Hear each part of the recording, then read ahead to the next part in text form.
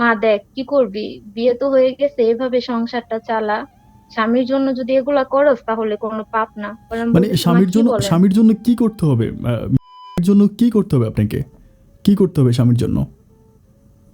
স্বামীর জন্য হচ্ছে ওদের সাথে আমার ঘুরতে যেতে হবে, তারপর ওদের সাথে আমার এক রুমে থাকতে হবে, বুঝেনি তো ভাইয়া, এগুলো করে ওনাদের কাছ থেকে আমার টাকা নিতে হবে। ওনাদের সাথে আমার হুহ, 3-4 হসপিটাল থেকে আমাকে সাথে সাথে ফেরত দেওয়া হয়েছে। তারপর আমার আম্মু সাথে সাথে গেছে, যাওয়ার পর সরার দিতে নিয়ে গেছে। ওইখানে যাওয়ার পর আমাকে কোন রকম ভাবেই করে সাদা কাপড় পরিয়ে ফেলে রাখছে। তারপর হচ্ছে আমার মা আর আমার নানু ডাক্তারের পা ধরে কান্না করে বলতেছে যে যেভাবেই হোক আমার নাতিনকে বাঁচান। আর আমার আম্মু বলতেছে যে বাবা, আমি আপনার কাছে আমার মেয়েকে ভিক্ষা চাই, যেভাবেই হোক আমার মেয়েটাকে বাঁচান।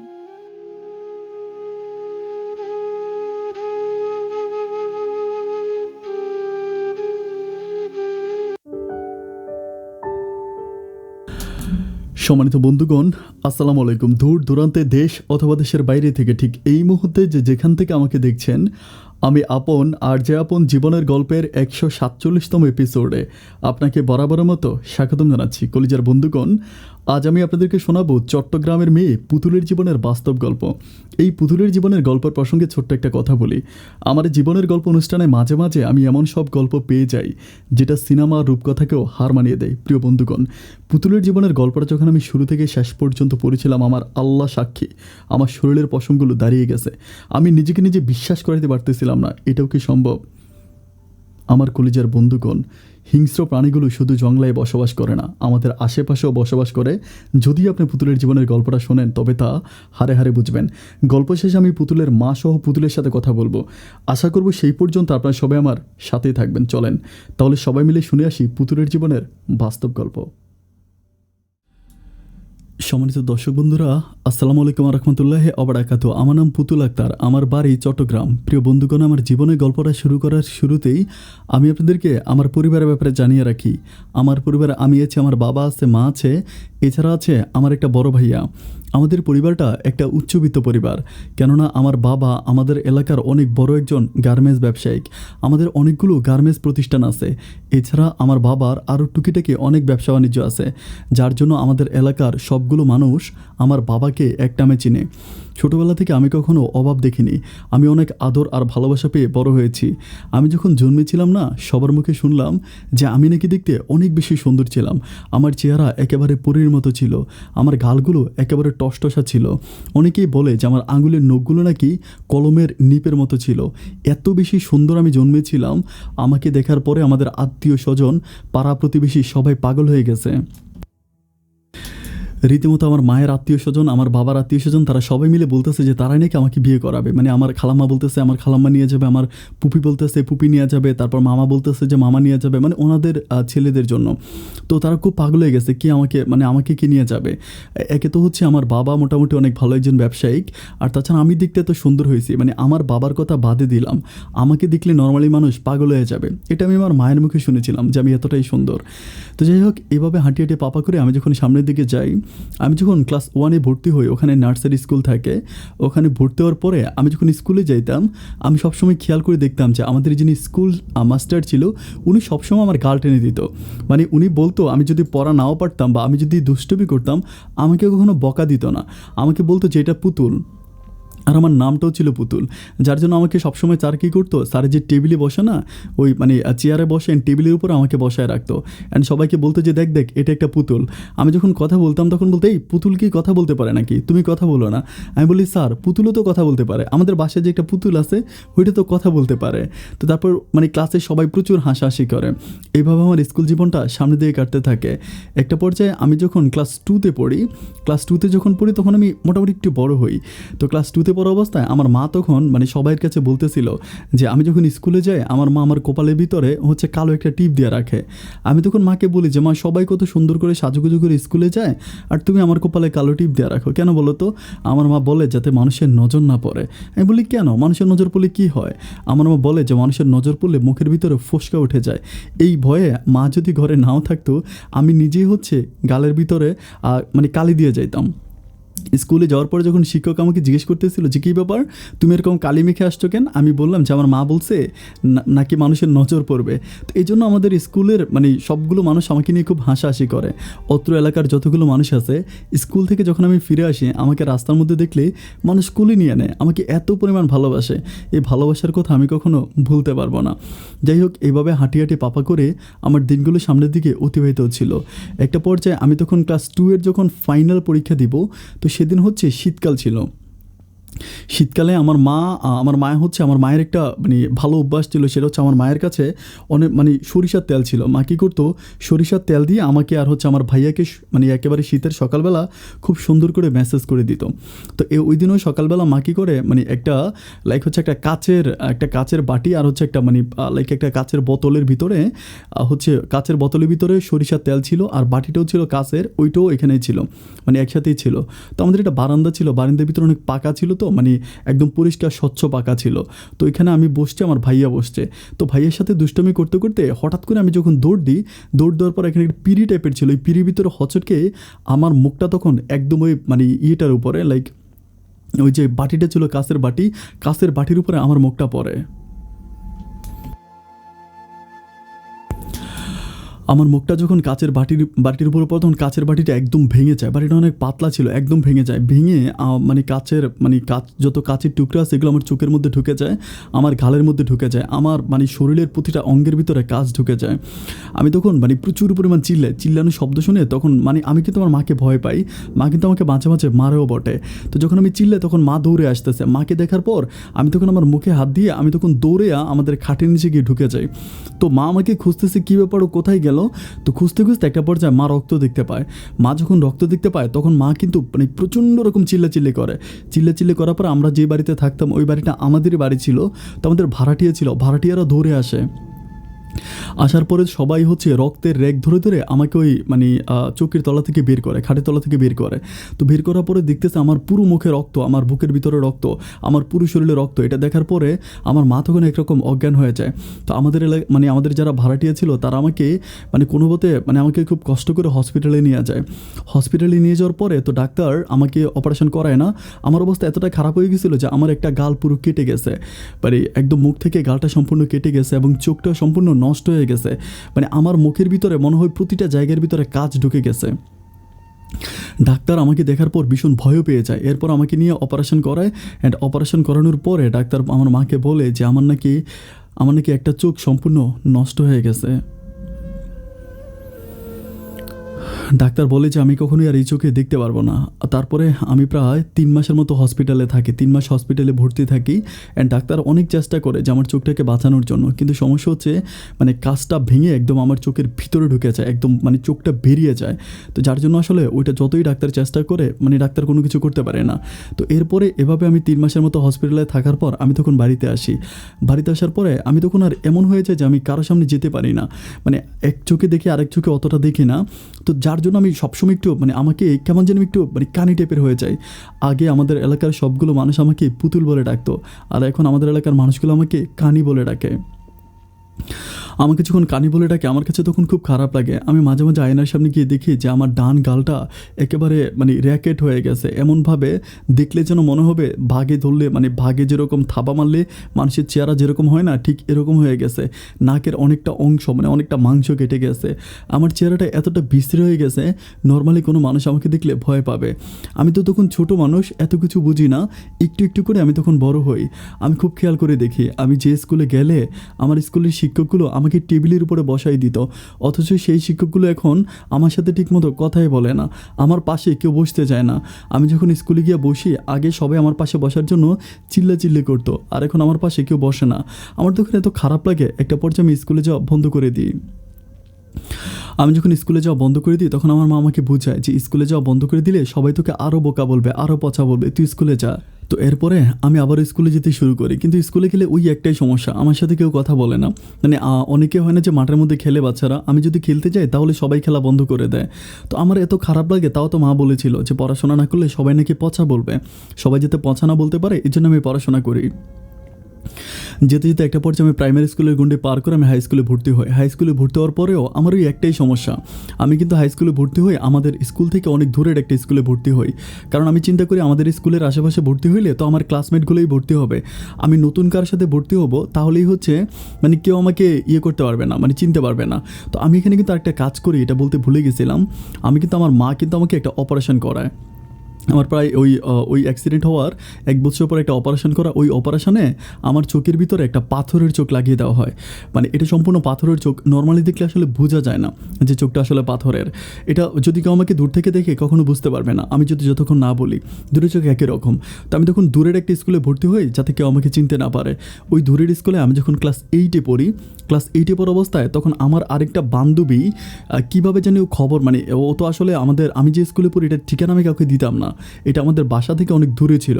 আমি ওই স্কুলে যেয়ে পড়াশোনা করতাম যাতে আমাকে কেউ চিনতে না পারে। আমার বান্ধবী কীভাবে জানে আমাদের স্কুলের অন্য একটা মেয়ের সাথে ও বান্ধবী পাতায়, এটা কিন্তু আমি জানি না। জানার পরে আমার ওই বান্ধবীটা তখন আমার স্কুলের বান্ধবীটাকে বলে দেয় যে আমার একটা চোখ নাকি নাই, আমি নাকি একটা চোখে দেখি না। এটা কিন্তু তখন আমি খুব অবাক হয়ে যাই যে সেই কোথায় আমি সেই মানে ক্লাস 2-তে পড়া অবস্থায় মানে হচটকে মানে চোখ নষ্ট করছি, আর এখন আমি ক্লাস 8-এ পড়ি, এরপরও আমার এই বদনামটা যায় নাই। তো সেদিন আমি যখন ক্লাসে বসে আছি, আমার ওই বান্ধবীটা, মেয়েটার নাম ছিল হচ্ছে মেঘলা। তো মেঘলা আমাকে বলতেছে যে মানে তোমাকে একটা কথা বলি, আমাকে এভাবে বলে। আমি বলি হ্যাঁ বলো। বলে তোমার নাম কি পুতুল? আমি বলি হ্যাঁ পুতুল। তো বলে ও আচ্ছা আসলেই তুমি পুতুল? তো আমি বলি যে কেন, ওরকম করে কেন বলতেছো? বলে না মানে পুতুল যেরকম চোখে দেখে না, তুমি তো এরকম চোখে দেখো না। এটা শোনার পর আমি তখন কলিজাটা কেঁপে ওঠে, যেটা কেমন কথা বলতেছে। আমি তখন বলি যে কে বললো আমি চোখে দেখি না? পর বল আচ্ছা ঠিক আছে, তাহলে তুমি তোমার ডান চোখে হাত দিয়ে দেখি আমার আঙ্গুলটা ধরো তো। তখন আমি যখন আমার ডান চোখে হাত দিই তখন ওর আঙ্গুলটা দেখায়, বলে যে এটা ধরো। আমি তো আর পারি না, কারণ আমি তো এক চোখে দেখি না। তো পরে বলে যে দেখছো তোমার একটা চোখ নাই, তুমি টেরা, তুমি কানে। আমি বললাম যে এটা তুমি কার কাছ থেকে শুনছো মেঘলা, আমাকে একটু বলো তো। বলে শুনছি একজনের কাছ থেকে, ঠিকই শুনছি। আমি বলি না বলো না প্লিজ। তখন আমার ওই স্কুলের বান্ধবীর নামটা বলে। আমার স্কুলের বান্ধবীটা আমাদের এলাকারই, ও কিন্তু আমাদের এলাকারই। আমি সবসময় মাকে বলতাম যে মা তুমি কখনো কারো কাছে বলো না যে আমি কোন স্কুলে পড়াশোনা করি, আমি যে স্কুলে পড়াশোনা করি ওই স্কুলের কেউ যাতে জানতে না পারে যে আমার একটা চোখ নাই। এরপর থেকে আমি দেখি যে আমার স্কুলের সবার কানে কানে ব্যাপারটা পৌঁছে যায়। আমি যেহেতু অনেক সুন্দর ছিলাম, আর আমার গালের দাগটাও কিন্তু তখন আর অতটা বোঝা যাইতো না। গালের দাগটা কিন্তু মোটামুটি মানে একটু নিমাস হয়ে গেছে, কিন্তু চোখের ওই প্রবলেমটা তো আর শেষ হলো না। তো সবাই আমাকে স্কুলে যখন আমি ভর্তি হয়েছিলাম অনেকে আমাকে পছন্দ করতো। যখন এই চোখের সমস্যাটার কথা জানে তখন সবাই আমার কাছ থেকে একটু করে দূরে সরে যায়। মানে যে ছেলেগুলো আমার পিছনে ঘুরতো তারাও জানি কেমন আমাকে দেখলে মুখ ফিরিয়ে নেয়। মানে আমার কাছে মনে হয় যে আল্লাহ তুমি আমার চোখটা না নিয়ে আমার জীবনটা কেন নিয়ে নিলে না? একটা চোখ না থাকলে কি মানুষ এতটা অপমানিত হয়? আমার তখন এত বেশি কষ্ট লাগে, আমার না সুইসাইড করতে ইচ্ছে করে, আমার মন চায় যে আমি মরে যাই। যাই হোক, কষ্ট করতে করতে আমি তখন একটা পর্যায়ে ক্লাস 9 পর্যন্ত এখানে পড়ি। প্রতিটা মুহূর্ত আমার স্টুডেন্টগুলো আমাকে খুব জ্বালায়, আমার যারা আছে তারা খুব জ্বালায়। আমি যখন ক্লাস 9-এ পড়ি তখন আমার ভিতরে একটা অনীহা চলে আসে বলতে মানে এই সমাজের প্রতি, এই মানুষের প্রতি সবাই জানি কেমন একটু সেলফিশ, স্বার্থ ছাড়া কেউ কথা বলে না। এই দুনিয়াটার প্রতি আমার একটা ঘৃণা জন্মায়। তখন আমার একটা মানে আমার আব্বার যে এখানে ব্যবসা প্রতিষ্ঠান ছিল, ওইখানে আমাদের মানে পাশের ঘরের একজন ভাড়াটিয়া ছিল। তো ওরা কিন্তু ওদের বাড়ি ছিল নোয়াখালীতে। তো ওনারা খুব ভালো ছিল, মানে আমাদের বাসায় মাঝে মাঝে যাতায়াত করতো, আসা যাওয়া করতো, মানে খুব ভালো ছিল। তো ওনারা মানে ওইখানে একজন আন্টি, আর কি আমি আন্টি বলি, ওই আন্টি বলতেছে নোয়াখালীতে নাকি ওদের যে এলাকা, ওই এলাকাতে একটা প্রভাবশালী পরিবার আছে, ভীষণ বড় লোক। অ্যান্ড ওই পরিবারে একটা ছেলে আছে, ওই ছেলেটা নাকি দেখতে অনেক সুন্দর। তো বলে যে মানে ওরা ছেলেটা অনেক শিক্ষিত এবং সুন্দর, স্মার্ট, এবং তারা অনেক প্রতাপশালী। তো আমার মাকে বলতেছে আপনি আপনার মেয়েটাকে ওখানে বিয়ে দিতে পারেন, এটা বলে। তো বলার পরে আমার মা তখন চিন্তা করে যে আমার মেয়েটা যেহেতু এত বড় একটা অ্যাক্সিডেন্ট ঘটে গেছে, আর আমার আশেপাশে বিয়ে দিলে তো ওকে সবাই কানি বলে ডাকে। মানে আমি কিন্তু আমাদের পুরো এলাকাতে কানি নামে পরিচিত, আমাকে পুতুল বলে কেউ চিনবে না। আপনি যদি আমাদের এলাকাতে গিয়ে বলেন যে কানি বললে সবাই আমাদের বাসাটা দেখাই দিবে। আমাকে রাস্তার ভিতরে সবাই কানি বলে ডাকে, মুদি দোকানদার বলে কানি, মুরগি কিনতে চায় মুরগি দোকানদার কানি বলে, রিক্সা ড্রাইভারও মাঝে মাঝে আমাকে কানি বলে ডাকে। তো তখন এত খারাপ লাগে আমারও, তখন মা যখন ওই সম্বোধনটা পায় আমার তখন নিজের কাছেও ভালো লাগে। আমি চিন্তা করি নোয়াখালী তো চিটং থেকে অনেক দূরে, আমার যদি নোয়াখালীতে বিয়ে হয় তাহলে আমার কোনো সমস্যা নেই। মাকে বলেছে মা আমার না নোয়াখালীতে বিয়ে বসতে ইচ্ছে করতেছে, তুমি আমাকে নোয়াখালীতে বিয়ে দিয়ে দাও। আমার মামাকে বলতেছে যে নোয়াখালীতে বিয়ে বসবি, কিন্তু মানে আমার মা আমাকে অনেকভাবে বুঝায় যে অনেক দূরে আসতে পারবি না, এগুলো করতে পারবি না। আমি তখন বলি যে না মা, কোনো সমস্যা নাই, তুমি আমাকে নোয়াখালীতে বিয়ে দাও, আমি ওইখানে বিয়ে বসলে খুব খুশি হব। তো মাকে খুব রিকোয়েস্ট করার পর একটা পর্যায়ে মা রাজি হয়। এরপরে মা তখন বাবার সাথে কথা বলে। বাবা তখন প্রথম দিকে আসলে রাজি হচ্ছিল না। বাবা বলে যে নোয়াখালী এত দূরে, আমাদের মেয়েকে চিটংয়ে বিয়ে দিতে পারবো? আমাদেরকে অর্থ আভিজাত্য টাকা পয়সা কম আছে, চিটংয়ে বিয়ে দেবো। তো আমার বাবা আমাকে বলে, আমি তখন বাবাকে একটা কথাই বলি যে না, আমি চিটংয়ে বিয়ে বসবো না, কারণ আমার কথাই একটা, আমি চিটংয়ে বিয়ে বসলে সবাই আমাকে কানি বলে ডাকবে। আর আমি যদি নোয়াখালীতে বিয়ে বসি তাহলে কেউ আমাকে কানি বলতে পারবে না, কারণ নোয়াখালীর মানুষগুলো তো জানবে না যে আমি এক চোখে দেখি না, আর জানলেও তারা আমাকে কেউ কানি বলবে না। একটা নাম পড়ে গেছে যেহেতু, আমি এলাকাতে থাকবো না। একটা পর্যায়ে আমি তখন আমার বাবা মা তখন হচ্ছে ওই আমার ওই আন্টিটার সাথে কথা বলে, বলে যে ঠিক আছে ছেলের মায়ের সাথে আমাকে কথা বলাই দেন। এরপরে ওই আন্টি তখন ছেলের মায়ের নাম্বার দেয়। ছেলের মায়ের নাম্বার দেওয়ার পরে আমার মা ওই মহিলার সাথে, মানে নোয়াখালীর ওই আন্টিটার সাথে কথা বলে। কিন্তু এখানে তাজ্জব ব্যাপার হচ্ছে কি, যে আমার মা যখন ওই আন্টিটার সাথে কথা বলে, আন্টিটা আমার মায়ের ফোনটা রিসিভ করে বলতেছে যে আপনার মেয়েটাকে দেন, আপনার পুতুলের সাথে কথা বলি, আপনার পুতুলের সাথে কথা বলি। আমার মা তখন অবাক হয়ে যায় যে কী ব্যাপার, উনি আমার সাথে আজকেই প্রথম কথা বলে, উনি পুতুলকে কীভাবে চিনে? তখন আমার মা বলতেছে যে আপনি পুতুলকে কীভাবে চিনেন? বলতেছে কেন চিনব না কেন, তোমাদের পুতুল এত সুন্দর, মানে একেবারে যেন শুকিয়েছে সাজিয়ে রাখার মতো। আমার মা তখন বলে যে মানে মানে আমার মা তখন আপু করেই বলে যে আপু এগুলো কী বলতেছেন, আপনি আমার পুতুলকে দেখছেন? তো বলে না দেখলে কি আর বলতেছি, দেখেছি তো, একজন আমাকে মোবাইলে পাঠাইছে। তো বলে কে পাঠাইছে? তো আমরা যে আন্টির কথা বলেছিলাম, বলে যে ওই আন্টি নাকি ওনার মোবাইলে ছবি পাঠাইছে। তো বলে যে আমার ওই আন্টিটা, মানে ওই নোয়াখালীর আন্টি তখন আমার মাকে বলতেছে যে বোন রে, ওরকম করে বলে নোয়াখালী ভাষায়, বোন রে তোর মাইয়াটা যদি আমারে দেস তাইলে হচ্ছে আমি ফুতুলের মানে ইয়ের মধ্যে সুকিসের ভিতরে সাজাই রাখবো, ওরকম করে বলে যে আমি সুকিসের ভিতরে সাজায় রাখবো, ওরকম করে বলে। তো আমার মাথা আসলে নোয়াখালী ভাষা খুব একটা বুঝে না। আমি কিন্তু আবার নোয়াখালী ভাষা মোটামুটি বুঝি, কারণ আমি যে স্কুলে পড়াশোনা করতাম ওখানে আমার অনেকগুলো বান্ধবী আছে নোয়াখালীর। আমি তখন আমার মাকে ট্রান্সলেশন করে দিই যে মা তোমাকে এটা বলছে। তখন মা রিপ্লাই করে।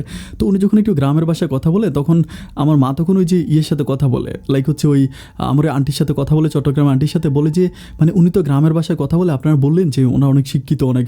তখন ওই আমার ওই নোয়াখালী আন্টি, মানে ওই ইয়ের আন্টিটা, চট্টগ্রামের আন্টিটাই আমার মাকে বলতেছে যে হাই রে, আপনি তো জানেন না ওদের যে কী পরিমাণ প্রভাব এলাকাতে। আর এই মহিলা, যে মহিলা আপনার সাথে কথা বলছে, সে দেখতে অনেক সুন্দর, মানে অনেক স্মার্ট। আর এই ছেলের একটা বোন, সে বিদেশে থাকে, ওরকম করে বলে। তো সব কিছু বলার পর আমার মা তখন একটা পর্যায়ে রাজি হয়। আমার মা চিন্তা করে যে ঠিক আছে, যেহেতু আমি রাজি আছি, মা তখন রাজি হয়। সব কিছু জানাশোনার পরে তখন ওই মহিলাটা আমাদের এখানে আসে। তো আমাদের বাসায় আসার পরে মানে আমি বললে হয়তো অনেকে বিশ্বাস করবে না, মানে এত পরিমাণ সুন্দর ছিল, মানে দেখলে আসলে বিশ্বাসই করা যায় না যে উনি যে মানে ওনার ছেলের বিয়ে, এটা মানে যে ওনার যে ছেলে আছে এটাই কেউ মনে করবে না। মানে 3 পিস পরে আসে, কানের ভিতরে ঝুমকা দেওয়া, তারপরে ঠোঁটে এমনভাবে লিপস্টিক দেয়, আর এত পরিমাণ সেজেগুজে আসে, মানে আমার কাছে মনে হচ্ছে ওনাকেই কেউ বিয়ে দিতে পারবে, যিনি আমার শাশুড়ি হবে আর কি, মানে হবু শাশুড়ি বলা যায়। তো তারপরে আমার মা বলে যে ওরে আল্লাহ, এই মহিলা এত সুন্দর, তার ছেলে তো মনে হয় আরও সুন্দর। তারপর ওনার মোবাইলে ওনারা তখন ওনার ছেলের ছবি দেখায়। তো ওই ছেলের নাম হচ্ছে রাসেল। তো রাসেলের ছবি যখন আমি দেখি, আমি চিন্তা করি আল্লাহ, একেবারে সালমান খান, এত সুন্দর চেহারা, রাসেলের চেয়েও অনেক বেশি সুন্দর। আমি তখন আমার মাকে বলি যে মা দেখছো এই পরিবারের সবগুলো মানুষ কত সুন্দর, আর তারা অনেক বেশি ভালো। আর ওই আন্টিটা, নোয়াখালী আন্টি যখন আমাদের বাসায় আসছে, উনি অনেক ভালোভাবে আমার সাথে কথা বলছে। ইভেন আমার আব্বাকেও ভাই করে খুব ভালোভাবে সম্বোধন করছে। মানে মানুষগুলো এত ভালো, মানে দেখলে আসলে নর্মালি বুঝে যায় না যে মানে এত মিষ্টি, এত সুইট করে কথা বলে, এত নরম। মানে আন্টির কণ্ঠটা এত নরম ছিল, মানে আমাকে যখন পাশে বসে আম্মু আম্মু বলে ডাকছে না, আমার হাঁটা যখন দৌড়ছে, আমার পুরোটা শরীর যেন ঠান্ডা হয়ে গেছে।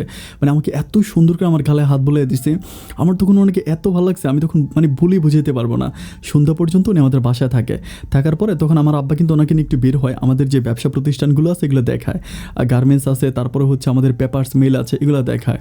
উনি এগুলো দেখে টিকে তারপরে বিকেলবেলা উনি তখন চলে যাওয়ার পরে ওই রাতের বেলা উনি তখন আমার মাকে আবারও ফোন দেয় গাড়িতে বসে আমার মাকে বলতেছে, বোন রে, তোমারে কি বলবো জানি না যে তোমার মেয়েটা আমার এত পছন্দ হয়েছে, আমার তোমাদের অর্থ আভিজাত্য টাকা পয়সা কোনো কিছু দরকার নাই, শুধু তোমার মেয়েটার আমার দরকার, তুমি তোমার মেয়েটার আমাকে দিয়ে দিবা, এটা আমার মাকে বলে।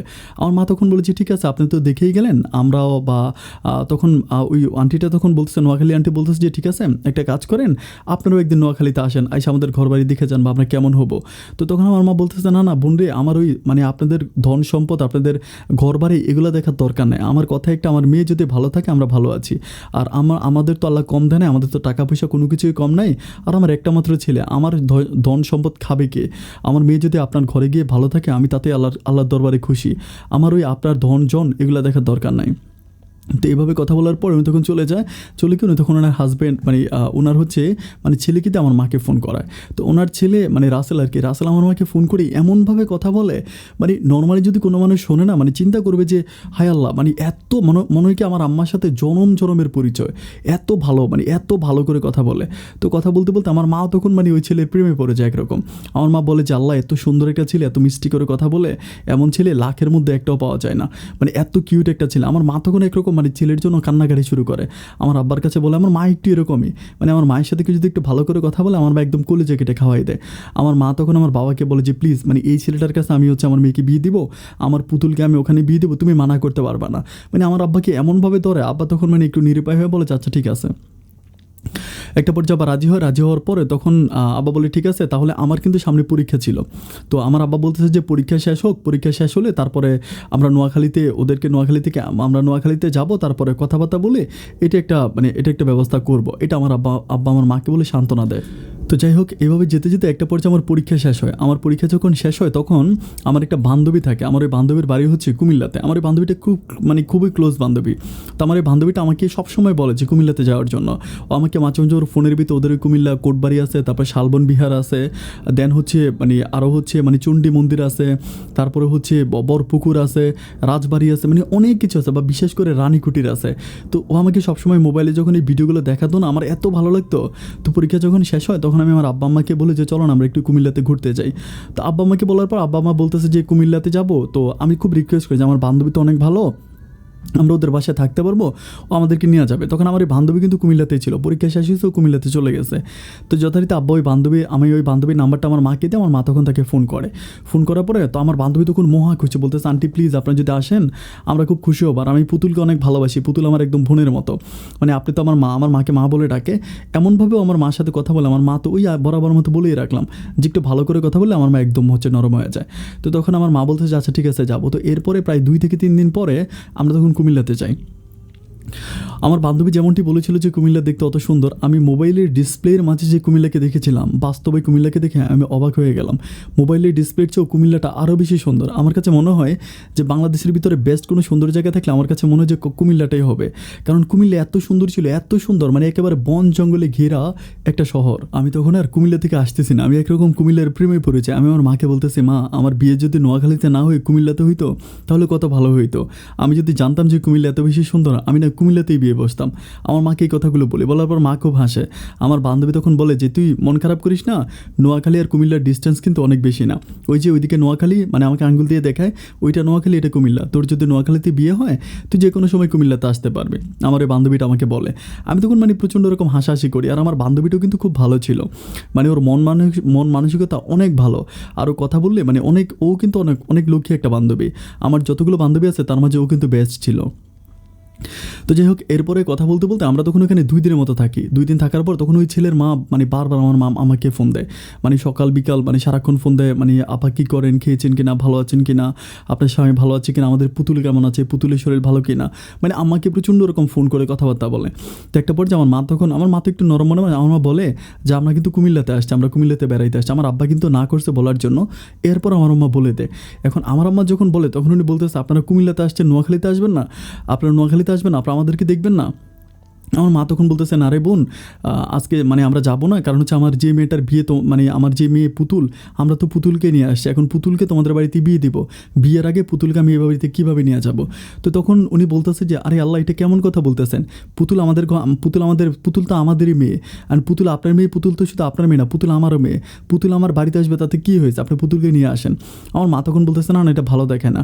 ও মা, এবার উনি একেবারে নাস্তরবান্দা, উনি এমনভাবে আমার মাকে ধরে, আমার মাকে আর ছাড়ে না। উনি আমার মাকে বলতেছে যে না আপনি আশাই লাগবে, আপনি প্লিজ ভাবি আপনি আশাই লাগবে, মাকে এমনভাবে তোরা, মা তখন আর কী বলবে ঠিক বুঝতে পারতেছে না। এবার আব্বার সাথে কথা বললে আব্বা তখন ওই একটা কথাই বলেছে, দেখেন আসলে আমাদের এই মেয়ে তো আপনাদের এখানে বিয়ে দেবে, এখন বিয়ের আগে এই মেয়েকে নিয়ে যাওয়া তো ঠিক হবে না। উনি তখন বলতেছে যে না ভাইয়া কিচ্ছু হবে না, এমনভাবে আমার আব্বা আমাকে ফোটায় ফেলে।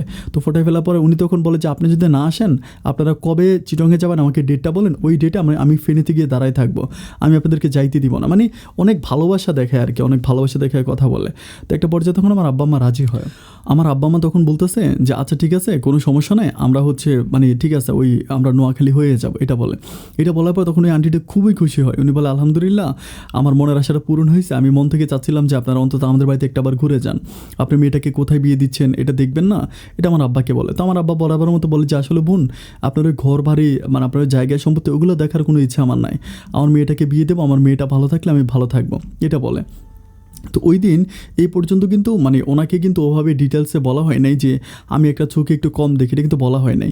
তো বলা হয় নাই পরে হচ্ছে আমরা তখন কী করি যে কোনো কথা বলি না, মানে নোয়াখালীতে যাওয়ার জন্য প্রিপারেশন নিচ্ছিলাম। তখন আমার মানে আব্বা তখন বলতেছিল যে এটা আমার মাকে বলতেছিল যে আমরা কিন্তু মানে ওদেরকে কিন্তু বলি নাই যে আমাদের মেয়ের একটা মানে চোখে যে একটু প্রবলেম আছে, এটা কিন্তু ওরা কি জানে। তখন আমার মা বলতেছে যে মেয়ে মানে যে ঘটক ছিল আর কি চিটংয়ের, আমাদের আন্টি বলে ওই আন্টি ওই মহিলা তো অবশ্যই নোয়াখালী বলছে না। আমার আব্বা বলে ওই মহিলা বলা একটা, আমরা বলা আরেকটা, অ্যান্ড যেহেতু বিয়ে শাদী হবে তুমি এই কথাগুলো বলো। তো ওই দিন কী করে আম্মা তখন হচ্ছে ওনাকে ফোন করে, আমার ওই আন্টিকে ফোন করে, নোয়াখালীর আন্টিকে ফোন করে বলে বোন রে, তোমার একটা কথা বলি, আসলে আমি তো তোমাদের বাড়িতে যাওয়ার জন্য প্রস্তুতি নিছিলাম এবং তোমাদের বাড়িতে যাইতামও, কিন্তু এখন তোমার ভাইয়া একটা কথা বলতেছে, কথাটা তোমার একটু শোনো, অ্যান্ড আসলে এটা না শুনলে তো প্রবলেম হয়ে যেতে পারে, আর যেহেতু এটা বিয়ে শাদীর একটা ব্যাপার, এই জন্য তোমাকে কথাটা বলতেছি, কথাটা একটু মনোযোগ দিয়ে শোনো। ওভাবে হচ্ছে আমার ওই নোয়াখালী আন্টিকে বলে। তো বলার পরে নোয়াখালী আন্টি বলতেছে আচ্ছা ঠিক আছে কী সমস্যা বলেন। তো আমার মা বলতেছে যে আমার মেয়েটা ছোটোবেলায় এমনি একটা অ্যাক্সিডেন্ট হয়েছে, তার চোখে একটু প্রবলেম আছে, মানে চোখে সে একটু কম দেখে, এটা বলে। তো বলার পরে উনি তখন হাসতে হাসতে বলে হাই রে, এটা তো আমি অনেক আগেই জানি। বলে আপনাকে কে বলছে? বলে ওই জন্য আপনাদের যে ভাড়াটিয়া আছে, আমার যে বোন আছে আপনাদের ওখানে থাকে, ওই তো আমাকে বলছে। তো আমার মা তখন বলতেছে কী বলেন যে এতদিন পর্যন্ত আপনি আমাকে এই কথাটা কেন বলেন নাই? তখন ওই নোয়াখালী আন্টিটা হাসি হাসি আমার মাকে বলে যে কী বলতেছেন, আপনার মেয়ের চোখে একটু সমস্যা, তাহলে এটা আমি বলতে যাব কেন? আপনার মেয়েকে আমি আপনার মেয়ে বলি না, আপনার মেয়েটা আমার মেয়ে। আমার মা তখন বলে আলহামদুলিল্লাহ আলহামদুলিল্লাহ আলহামদুলিল্লাহ, আমি আমার মেয়ের জন্য এমন একটা পরিবার পাইছি, আল্লাহর কাছে আমার আর কোনো কিছু চাওয়ার নাই, আমি আল্লাহর কাছে আর কিচ্ছু চাই না। এরপর আমার আম্মা কোনো রকমের বিলম্ব না করে আমার আব্বাকে নিয়ে সরাসরি কুমিল্লা থেকে আমরা তখন নোয়াখালীতে যাই।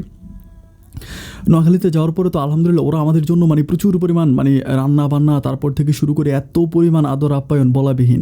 তো যাই যখন তখন বিকেল হয়ে যায়, বিকেল হয়ে যাওয়ার পরে আমরা তখন খাওয়া দাওয়া করি। খাওয়া দাওয়া করার পরে তখন মানে আমরা চলে যাব, আমি বলি যে আমরা চলে যাব। তো তখন আমরা সবাই মিলে চলে যাব, আমি আমার মা তারপরে সবাই চলে যাব। আমার আব্বু বলতেছে যে চলে যাবে, কিন্তু ওনারা বলতেছে না এমন কেমন কথা বলতেছেন, সন্ধ্যা হয়ে গেছে, আজকে রাতটা থাইকা যান। আমার আব্বা বলতেছে এটা বোন কেমন কথা বলতেছেন, আমার মেয়েটারে আপনার ছেলের কাছে বিয়ে দিব, এখন বিয়ের আগে কি আপনার মেয়েটা আমার মেয়েটা আপনার বাড়িতে থাকা ঠিক হবে? আমার আব্বাকে বলে, কিন্তু ওই বরাবরের মতো উনি সব ঘরোয়াভাবে নেয়। আমার ওই আন্টিটা নোয়াখালী আন্টিটা একটা কথাই বলে যে আমরা আপনার মেয়েকে কখনো আপনার মেয়ে চিন্তা করি না, আমরা আপনার মেয়েটাকে চিন্তা করি, আপনার মেয়েটা আমাদেরই মেয়ে, আপনি প্লিজ ভাই এটাতে কোনো দ্বিমত পোষণ করবেন না, আমি আপনার হাতে পায়ে ধরে বলতেছি আপনি আজকে থাকেন। তো আমার আব্বা আম্মা তখন আমার সাথে আলোচনা করে, আমি তখন আমার আব্বা আম্মাকে বলতেছি যে না এখানে থাকা যাবে না, কেন আমরা এখানে থাকবো, অ্যান্ড আমরা অনেকে চিনি না জানি না, অ্যান্ড এই পরিবার থাকা কি ঠিক হবে? আমার মা বলে চিনি না জানি না, তোর সাথে বিয়ে ঠিক হয়ে আছে। আমি বললাম বিয়ে ঠিক হয়ে আছে ঠিক আছে, কিন্তু আমি এখানে থাকবো না, আমি খুব রাগারাগি করি। একটা পর্যায়ে আমার আব্বা আম্মা তখন বলে যে আচ্ছা ঠিক আছে আমরা দেখি কী করা যায়। তো দেখতে দেখতে মাগরিবের পরে তখন ওনারা পান নিয়ে আসে, মানে পান নিয়ে আসে। তো 3টা পান বানায়, 3টা পান নিয়ে আসে। আমার ভাইয়া এখানে কিন্তু আমার ভাইয়া ছিল না, আমার ভাইয়া কিন্তু চিটংয়ে ছিল, আমরা কিন্তু ভাইকে নিয়ে যাইনি। তো ভাইয়াকে কেন জানি নিয়ে যান আমার আসলে এক্স্যাক্টলি ব্যাপারটা মনে নাই। তো আমি আব্বা আর আম্মা ছিলাম। তো যাই হোক এরপরে উনি তখন বলতেছে যে মানে আমার পান নিয়ে আসে, 3টা পান নিয়ে আসে, 3টা পান নিয়ে আসা বলতেছে একটা আমার আব্বাকে দেয়, একটা আমার আম্মাকে দেয়, একটা আমাকে দেয়। তো আমি তো তখন পান খাই না, আমি পান পছন্দও করি না, কারণ আমার পানকে দেখলে কেমন জানি বিরক্ত লাগে। আমি তখন আমারটা কী করি, আমার একটু মুটি মেরে আমি তখন এটা একটু ডাস্টবিনে ফেলে দিই। আমার আব্বা পানটা খায়, আম্মাও পান খায়। পান খাওয়ার পরে আমার আব্বা আম্মা কেমন জানি কয়েক মিনিটের জন্য পুরো নিস্তব্ধ হয়ে যায়, কোনো কথা বলে না, একদম চুপচাপ হয়েছে। আমি তখন আব্বা আম্মার দিকে তাকে আমি অবাক হয়ে যে কী ব্যাপার, আব্বা আম্মা কথা বলে না কেন,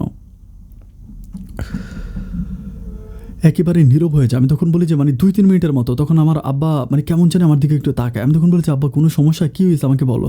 আব্বা বলতেছে যে না ওরা যেহেতু বলতেছে আজকের রাতটা আমরা থেকে এসেছে, ওরকম করে বলে খুব স্লোলি। আমার মা তখন সেম কথাই বলে। আমার কাছে মনে হয় কি যে যেন তাদেরকে জাদু করছে, মানে জাদু করলে যেরকম হয় না ওরকম, মানে মুহূর্তের মধ্যে তারা একদম সম্পূর্ণ পাল্টে যায়।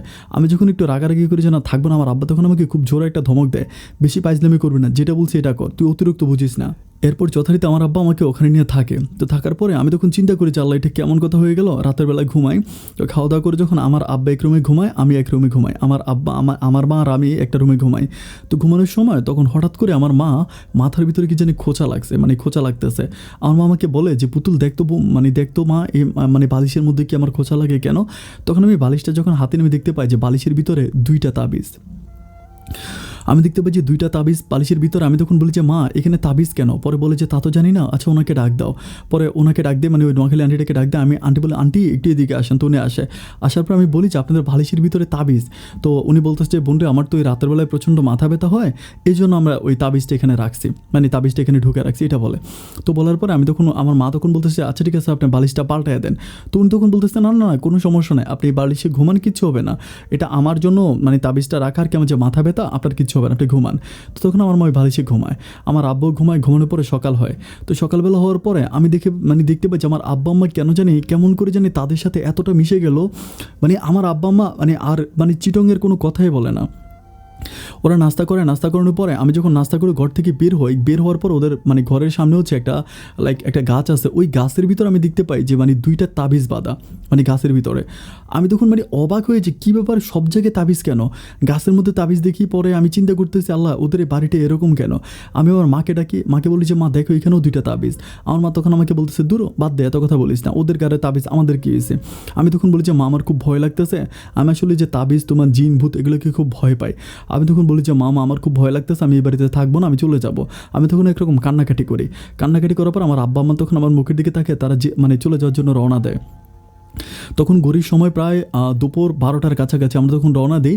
আমরা যখন ঘর থেকে বের হবো ঠিক ওই সময় দেখি যে মানে 2জন পুলিশ উপরে পোস্টে কাজ করা 2জন পুলিশ এসে ওখানে দাঁড়ায়, মানে আমাদের বাসার সামনে দাঁড়ায় বলতেছে যে মানে আপনারা, মানে আমাকে বলে যে আমার যেই মানে যে ছেলের সাথে আমার বিয়ে ঠিক হয়েছে রাসেল, তো বলে যে আমি রাসেলের হচ্ছে মানে ফুফাতো ভাই, এটা বলে, মানে পুলিশটা বলে। তো বলে আমরা তো আসলে আমি তো ডিউটির জন্য আসতে পারি নাই, তো আপনারা আসছেন, আপনাদের সামনে একটু বসে কথা বলি, এটা বলে। তো বলার পরে তখন আমরা কিন্তু রেডি হয়ে যাচ্ছি, বের হয়ে চলে যাবো ওই সময়। তো তখনই আমার আব্বা আমাকে নিয়ে ঘরের ভিতরে যায়। ঘরের ভিতরে গিয়ে তখন আমার আব্বা আমার সাথে কথা বলে, আমার আব্বা আম্মা ওনাদের সাথে কথা বলে। তো অনেকক্ষণ কথাবার্তা বলে, কী কথা বলে আমি জানি না। প্রায় ওরা 1 ঘন্টার মতো, আমি তখন বাইরে দাঁড়াই, আমার তো বিরক্ত লাগতেছে, কী ব্যাপার ওরা আসতেছে না কেন? 1 ঘন্টা পরে আমার মা তখন এসে আমাকে বলতেছে মা রে একটা তো ঝামেলা হয়ে গেছে, এখন কী করবো? আমি তখন বলি কী ঝামেলা হয়েছে? তোমাদেরকে আমি বললাম যে চলো চলো চলো, তোমরা যাইতেছো না, এখন ঝামেলা পাকাইছো না, কী হয়েছে বলো? আমার মা আমাকে বলতেছে যে ওরা তো বলতেছে যে আজকে নাকি এখানে তোকে বিয়ে দিয়ে দেওয়ার জন্য। আমি তখন বলতেছি মা এটা তুমি কেমন কথা বলতেছো? আমাদের আত্মীয় স্বজন আছে, পাড়া প্রতিবেশী আছে, আমার আব্বা এত বড় লোক একজন মানুষ, এভাবে হুট করে। তখন আমার মা বলতেছে এখন কী করবো, ওরা তো বিয়ে ছাড়া ছাড়তেছে না। আমি বললাম ওরা কি আমাকে ব্ল্যাকমেল করতে চাচ্ছে? আমার মা বলতেছে এখন মানে ব্ল্যাকমেল না, ওদের এটা এরকম ছিল যে ওরা আমার মাকে মায়ার বাঁধনে বেঁধে ফেলছে। এখন ওরা বলতেছে মানে পুলিশের কর্মকর্তা বলতেছে যে দেখেন মানে আমি তো আর ছুটি পাই না, আর আমার হয়তো মানে উনি বলতেছে যে মানে আগামী দিন নাকি উনি ট্রান্সফার হয়ে যাবে এখান থেকে, বলে যে আমি আগামী দিন এখান থেকে অন্য জায়গায় চলে যাবো, অ্যান্ড আমি তো আর এখানে থাকতে পারবো না, আজকে যেহেতু আসি আমি আমার পোশাকটা চেঞ্জ করে আসি, আপনারা হচ্ছে একটু বিয়ের আয়োজন করেন, এখানে বিয়ে হয়ে যাবে। আমি তখন অবাক হয়ে যাই, আমি চিন্তা করতে পারিনি যে মুহূর্তের ভিতর আমার আব্বা মা রাজি হয়ে যায়। আমি তখন মানে আমি কান্নাকাটি করতে থাকি যে এটা কেমন কথা, মানে আমাকে এইভাবে আমার বিয়ে হয়ে যাবে, আমি চিন্তাই করতে পারি না। এরপর আমার ব্যাগ থেকে ভালো কাপড় চোপড়গুলো বের করে, মানে আমার মায়ের একটা শাড়ি থাকে, আমার আম্মা বলে যে শাড়িটা পর। আমি তখন বলি যে মা তুমি এগুলো কী বলতেছো, তুমি কি পাগল হয়ে গেছো? আমার মা বলতেছে শাড়িটা পর, বেশি কথা বলিস না। এরপর মা আমাকে জোর করে শাড়ি পরায়। শাড়ি পরানোর পরে ওনারা বলতেছে যে বিয়ে হয়ে গেলে তারপর মেয়ে চলে যাবে, কোনো সমস্যা নেই, আপনার যেহেতু আজকে আসছেন আজকে বিয়েটা হয়ে যাক। মানে এটা যে কেন হচ্ছে আমি এটা নিজেও বুঝতে পারি না, মানে এটা যে কীভাবে হচ্ছে আমার কাছে মনে হয় কি একদম প্যারানর্মাল টাইপের কথাবার্তা, মানে আমার বাবা মাকে জিনে ধরছে এরকম। একটা পর্যায়ে আমার বাবা মা তখন আমাকে ওখানে বিয়ে দিয়ে দেয়। আমি তখন চিন্তা করেছি আল্লাহ এটা কী হয়ে গেল, আমি বুঝতেই পারি না। মানে আমাকে একদম হচ্ছে খুবই নর্মালি আমি একটা কাপড় পরি, ওনাদের কিছু গয়না মানে অর্নামেন্টস থাকে আমার ওই শাশুড়ির, যিনি হচ্ছে রাসেলের মা আমাকে কিছু গয়নাগাটি দেয়। ওই গয়নাগাটিগুলো পরে তখন আমার ওখানেই বিয়ে হয়ে যায়। তো বিয়ে হয়ে যাওয়ার পরে তখন মানে আমি তখন আর আমার রাগ সামলাইতে পারতেছি না, মানে মাগরিবের আজান দিয়ে দিচ্ছে। আমি তখন বলি যে তোমরা কি যাবা না?